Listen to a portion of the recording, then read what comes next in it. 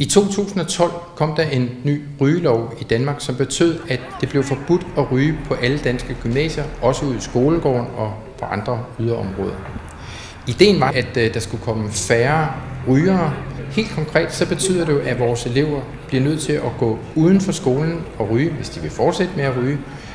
Og det giver egentlig nogle udfordringer for eleverne, men også for lokalsamfundet, fordi vi fylder godt ude på fortovene uden for skolen.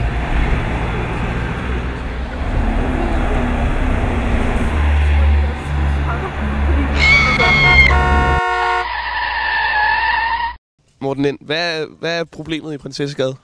Det er, der er alt for meget trafik, alt for meget biltrafik, og der sker alt for mange uheld. Okay.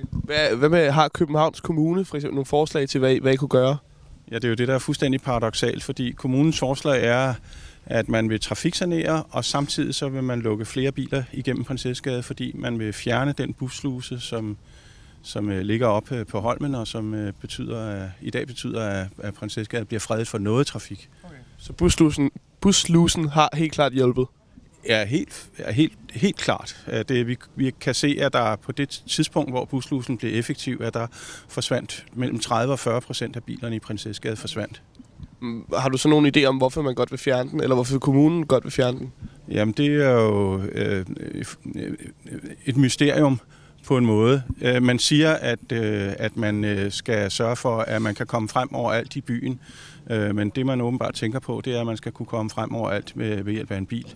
Og det dur bare ikke i Prinsessegade, hvor der i forvejen er så meget biltrafik og så mange uheld. Hvad med sådan rent personligt, hvad vil du så sige, den rigtige løsning var?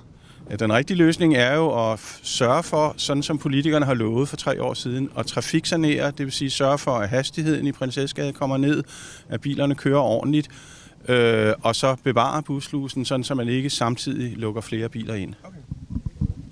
Synes du, at kommunen har lyttet til jeres sag?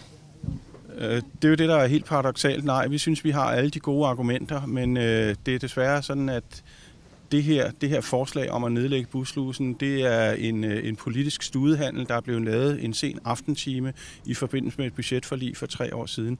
Og det betyder, at det er meget, meget svært at få nogen til at lytte til fornuft, fordi nu har man lavet en politisk aftale hen over hovedet på borgerne.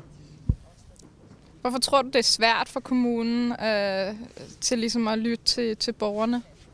Altså i denne her sag, der tror jeg simpelthen, det er fordi, der er man kan sige, man er kommet til at tage et standpunkt, og så vil man ikke tabe ansigt.